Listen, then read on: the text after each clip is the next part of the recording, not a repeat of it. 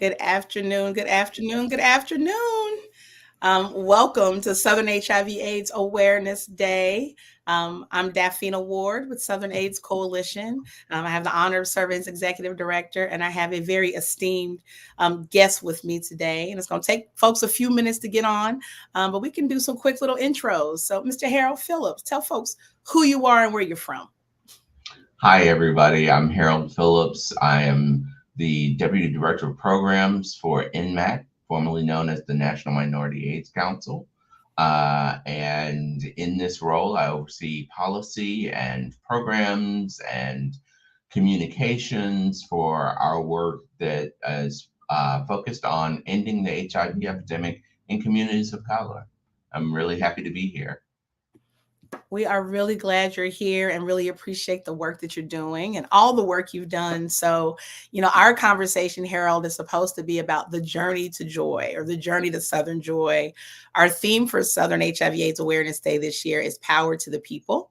And today we're talking about the power of our voices. And because you and I are talking, and with USCHA coming up, we want to definitely talk about the power of our joy, because we know the theme this year is Southern joy.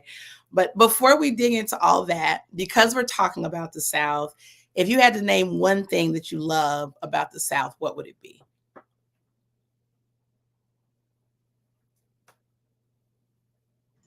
Hey, Daphina. So you broke up a little bit, but I think I got part of it in terms of, NMAC is responsible for the United States Conference on AIDS, and we partnered with SAC and also with our host committee to really, the host committee and also the Southern Advisory Committee, which is made up of voices of individuals who are doing this work in the South to help us sort of infuse the United States Conference on AIDS this year with a lot of what I would call Southern flair, and sort of that Southern joy that, I think we all experience to some extent, given our connections to the South. And so we're also going to highlight that part of the work as we think about the work to end the HIV epidemic, the rates of new infections in the South, which I think, according to 2022, are like 49% of the U.S. infections. So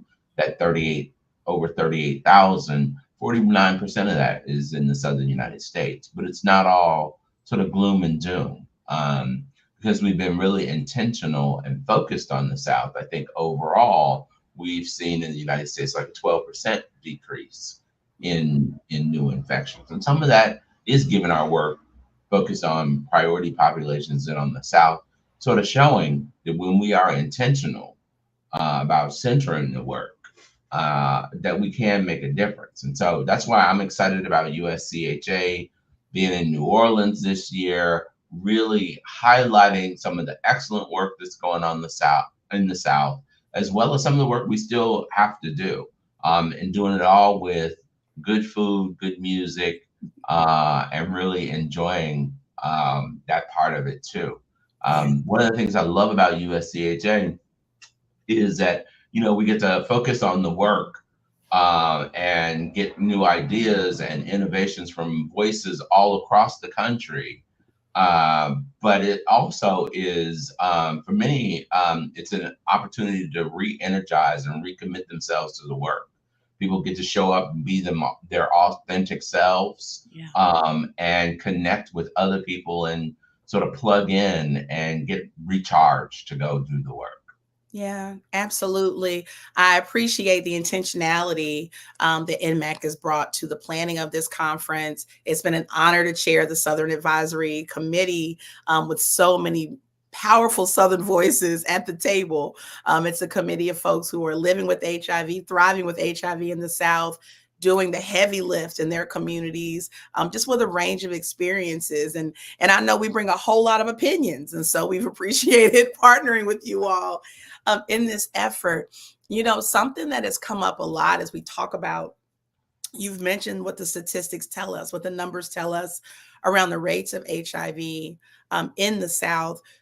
In addition to that, we know that there are a lot of policy challenges in the South. We know that there are state and local policies that continue to dehumanize folks, where we're seeing rights taken away with the autonomy of our bodies, where we're seeing the erasure of our trans family members and criminalization of people's very existence, including their HIV status. And now, how do you see this conference, Harold, as an opportunity to amplify the policy change that need to happen in the South, and that it's not just Southerners that need to be a part of that process? Yeah, I think you're right. We all need to play a part in this process, and look for ways that we can support our brothers and sisters that are in the South and are doing this work, and also challenge. It's no accident that the largest number of African Americans without access to health care and that are uninsured are in the states of Texas, Florida, and Georgia.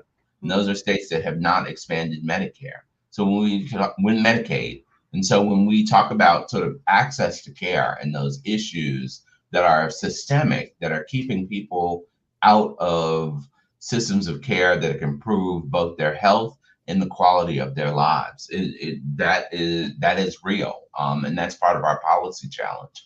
At the same time, I think we've also experienced some policy wins. We have states like Arkansas that have PrEP bills that have been passed. We have the work that's going on in Louisiana around PrEP. We have folks that are working on HIV criminalization and those laws that we have gotten. We've seen some change in Tennessee around that particular issue as well, and how those laws are used.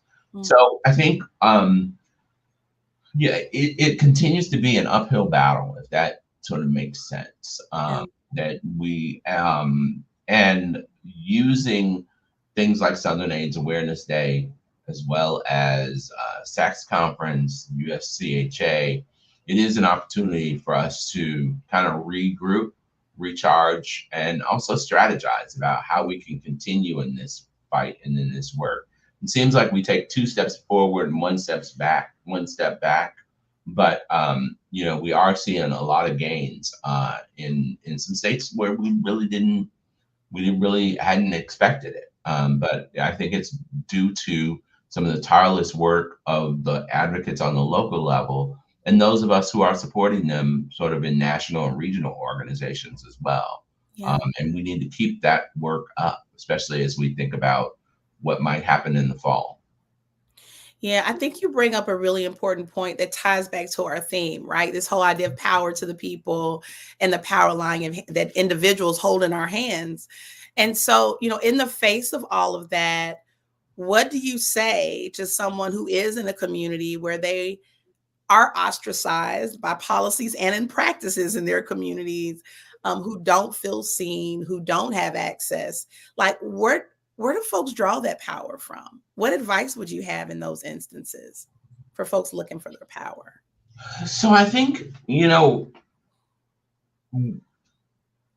I'll speak from my experience, and it's the experience of, especially on those really exhausting, tiring days, there are those moments where you get the opportunity to see the impact that your work does have.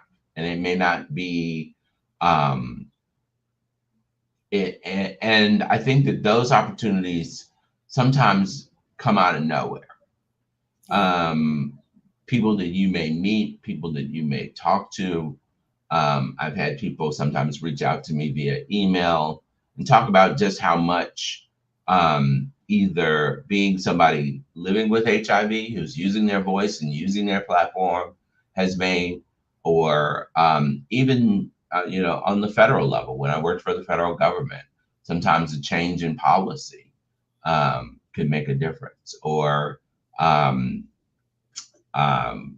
even in my previous role in the White House, adding a few sentences to President Biden's talking points, talking about HIV criminalization. I'll never forget, I met a gentleman in Detroit who told me he watched President Biden's World AIDS Day remarks live, And for the first time, he felt like US president had sort of seen him and understood his plight, Mhm. because President Biden talked about the need to reform, repeal, and HIV criminalization laws, and Mhm. that we needed to follow the science. Mm. And it was as simple as that. And this was somebody who had been subject to those laws and policies in the state of Michigan.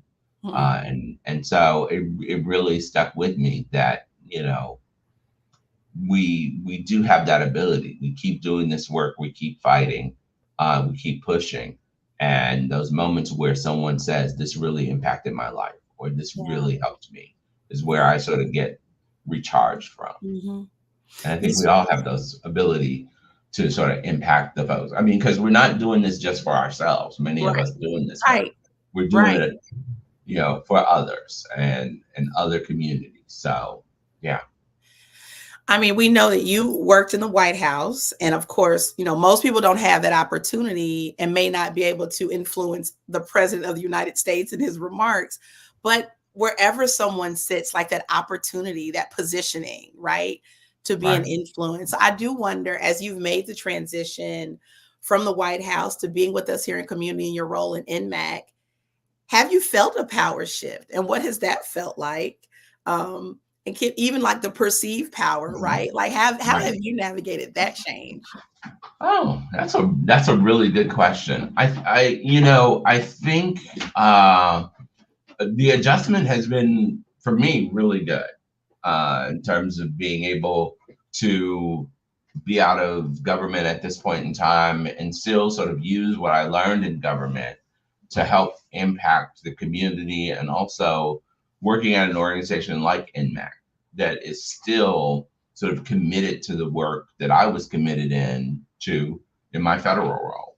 Mhm. So that part has been really good. One of the things that I am enjoying about NMAC that is similar to my work in the White House is that convening power, the ability to sort of bring people together, to collaborate, to partner, and to also be clear about what's important.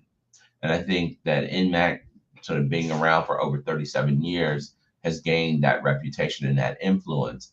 And that was also something that, I really um, enjoyed about sort of being in the White House and being able to use the power of the White House and the power of the presidency to bring people together to think about what was important. Mhm. And so there's sort of that real executive power, and then there's the perceived executive power we used to talk about, and sort of talk about using the presidency and the bully pulpit of the presidency to sort of move the American people and sometimes the world in a Mhm. different direction.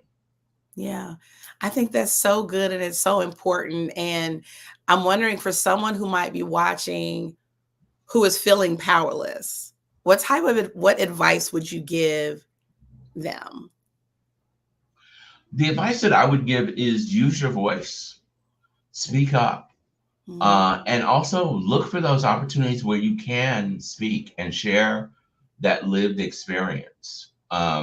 Because that's what I think moves policy and programs. It's that ability to use your voice in a way that tells a story and create a vision of what better looks like. Hmm. Uh, um, I think I wrote about this in the Mac newsletter recently, about being in a country operating plan review, because I also did work in PEPFAR. And there was a woman from South Sudan, person living with HIV, who had she was the community representative, and she was really concerned, and she had been quiet during the first part of the day. I met with her at lunch, shared, the fact that I was a person living with HIV, how wonderful I thought it was that she was here. And she talked about the need for more peer programs. And she says, no. And at that point, there had been a lot of refugee movement in South Sudan. Many people were living in tent cities and in camps. And she said the best connection to care and treatment as well as prevention are peers who are living in those camps. And she said, we need more of that. And I really encouraged her. I said, speak up. We need to hear that. You're here to help influence this process. Mhm. She didn't necessarily feel comfortable, but I talked to the chair, made some space on the agenda when we came back from lunch just to give her the floor and let her speak. And she spoke up. She talked about it. We rearranged the budget. We included more peer support. And I saw a poster presentation on peer navigation in South Sudan in Munich this Wow. past July. And I was like, had that woman not used her voice, I don't think we would be here. Mhm. And the program is having great results, really and truly helping women and girls who are, living in South Sudan. And I was like, I remember we made space for that woman and for her voice and for her to sort of shift the nature of the conversation, the budget, the priorities. And now this program is really making a difference. And it's just one of those many examples of how speaking up, speaking out, and using your voice and your lived experience can make a difference. And so I would just encourage everyone to do that. I mean, Yeah. we've got it written in law, policy, and statute here in the United States that Mhm. we have to hear from that our federal programs have to hear from people with lived experience, and those lived experience needs to shape program implementation and where money goes. Yeah. I mean, it's really wonderful that she found her power to speak in that way in a space where I'm sure it was very intimidating. And I'm sure she came with a lot of her own experiences and trauma that may have made her feel as though she could not do that. Right. And kudos to her for that. And also kudos to you, because it also means that you made space. And so when we talk about power and and it's funny because power just kind of shifts and moves around. So you may hold power in certain spaces more so than even in others. So I think it's a point of reflection for everybody. But how are we leveraging and using our power? And how do we use our power to help others and to provide space? We talk all the time about bringing more people to the table, adding chairs to the table, building our own tables. All those analogies are so important, but it is so critical for those holding power in a moment to make sure that the power of others can also be in that space. So thank you for that. Absolutely. You mentioned a moment ago about just that we are seeing some real shifts happen in a number of states. And we had a question come in. Someone asked, "What state has surprised you the most in the way we've seen access happen, and how and can other southern states use this as a model to improve health equity?" So, are there any examples from any southern states that you would lift up? I may have some thoughts too as to models of what is possible Of in the what South. is possible. I would say I was surprised by Arkansas and their prep bill for sure. Mhm. They're a traditionally conservative state. They're a red state. They don't have a lot of community health centers. So that's always been a challenge in HIV prevention. But I think there was a strong enough coalition of doctors and communities that really worked with policymakers and lawmakers to get the PrEP bill passed in Arkansas. Mhm. And so that one really and truly surprised me. I was in the White House at the time and asked to stay out of it. Also, they asked that many of the national organizations stay out of it. So they wanted it to really be locally driven and local folks working with their state lawmakers and policymakers. And it worked. Yeah. It worked. Yeah. So we kept quiet about it. We knew it was happening and kept quiet, but I was really surprised on that one. I mean, I think that is really in line with where we're seeing the greatest success in southern states is where real meaningful coalitions are being built, where you're Mhm. seeing it be, public-private partnerships, community-driven, community respected and heard, in partnership with folks who are doing policy-focused work. And I think we've seen that. We saw that in Tennessee with the challenges with the governor of Tennessee. It was very much a coordination of a coalition that was inclusive of a range of folks from across that state. Um, there's power in numbers, right?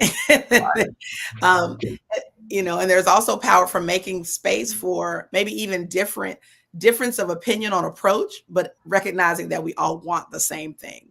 And Absolutely. that makes so much of a difference. Yeah. Absolutely. So as you think about this whole idea of joy in the face of so many things that are happening, I know some folks have said to me, Southern joy, that sounds great, but things are really hard. And then I've had someone else say to me, joy in and of itself is a form of, it is liberation to be joyful. It is resistance to be joyful. And so when you think about the idea of joy from your own experiences, when things have been hard, how do you hold on to it? I think that's, and this, I think, ties back to the theme. My grandmother grew up in Mississippi, as did my grandfather, who grew up in Louisiana. So I have that tie to Louisiana, and he grew up in Baton Rouge, but so they really taught us to find joy even in times of hardship and times of sorrow. And sometimes it would be simple joys. I remember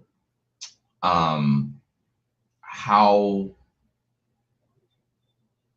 those were the things I think that helped them get through hard times.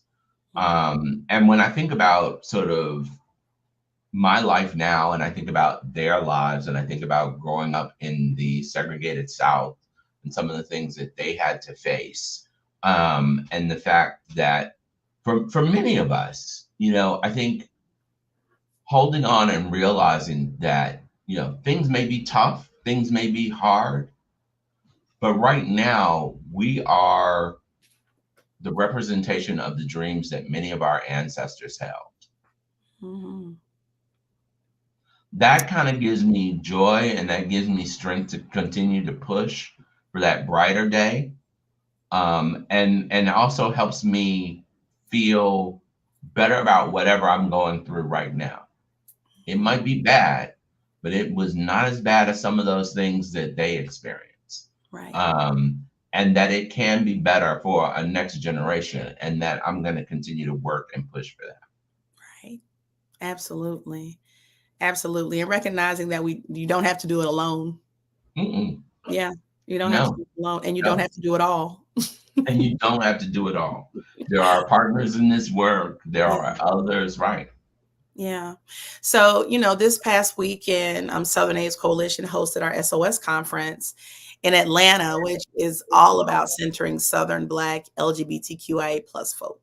And we had a lot of first timers at the conference, and there was so much joy in that space. There was so much love in that space. And then on Sunday afternoon, as we were departing, for a number of people, there were tears because people were sharing what they were going back to and what they were going to be facing. And so in those moments when you're going into environments like so many unfortunately are, that may not be accepting and open and affirming, what advice do we have for folks in those instances to hold on to their joy when it feels like, or they are in spaces where it's not even safe to be their authentic selves? Mm-hmm. For me, it is being able to come back to those spaces where we can gather and we can celebrate. And I think that's been also part of the Southern tradition. Just when we get together as Southerners, it is, a time of both joy. It is a time of rejuvenation. It is a time of support for one another. You and I think one of the things that was definitely hard during COVID that I think we might all be still recovering from, we were not able to get together. We were that the isolation, the social distancing, it it went against sort of who we are as a people.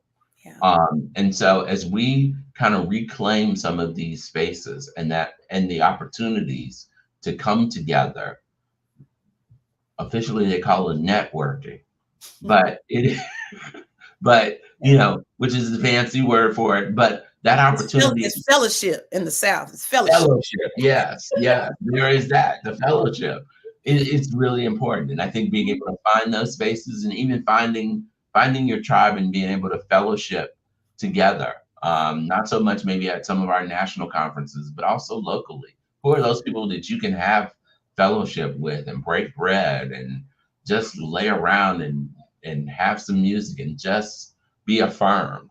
Yeah. Is really important in this work.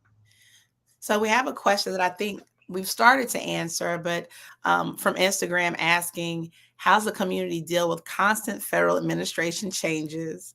It's hard to feel great when you think things can change every 4 years. They need some hope and some guidance. Do you have any? Yeah, I do. Our system is designed in that way where at the top level there's going to be those changes every 4 years. I will say, um, right now in Washington, there are parts of Washington that are just broken, like Congress. But part of the challenge, and this is something we really have to deal with, is there's a need for education of our lawmakers. Many of the folks right now that are here in Washington on Capitol Hill, they learned about the early days of the HIV epidemic, if they did, in school. It was in the history books. They didn't live it.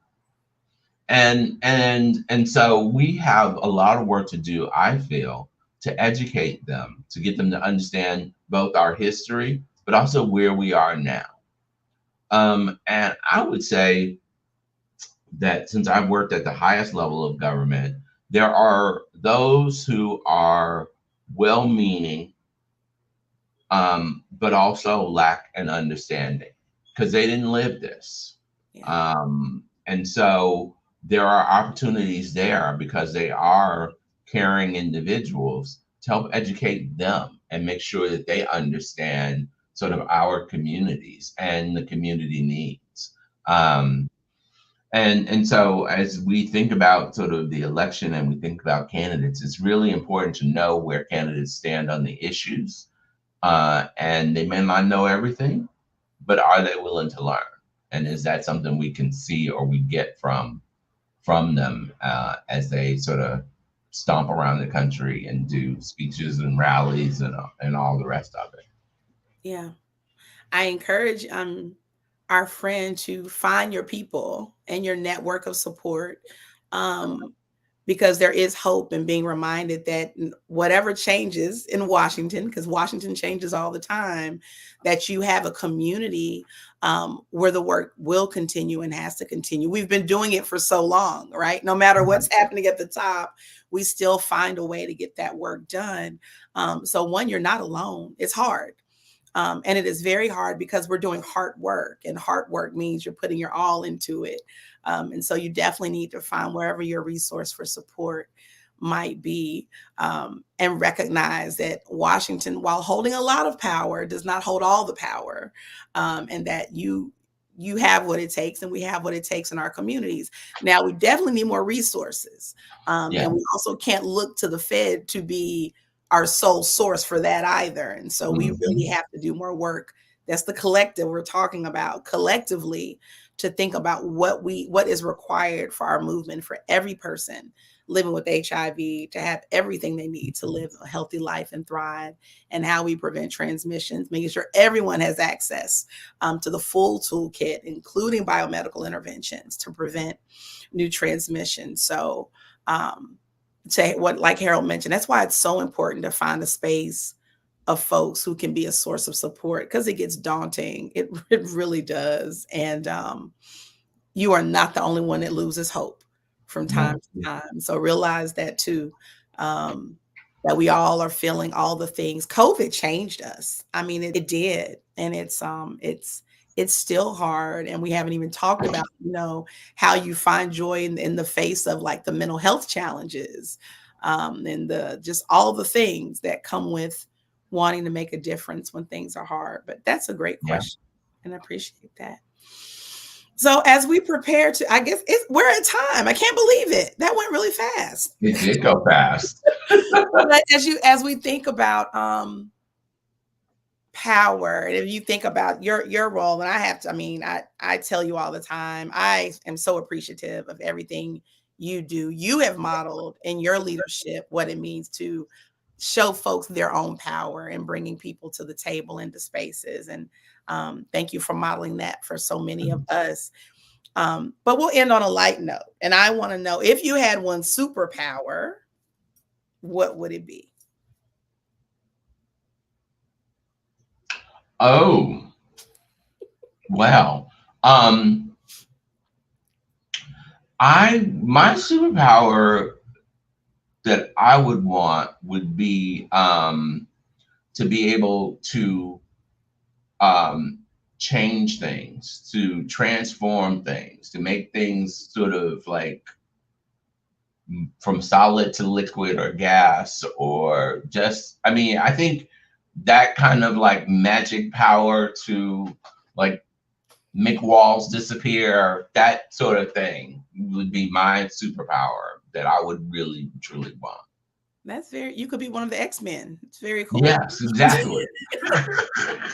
I can't decide. I think I want to, it's either invisibility or flying. I'm not sure. It depends on the day. Harold, thank you so much for joining us today for Southern HIV/AIDS Awareness Day.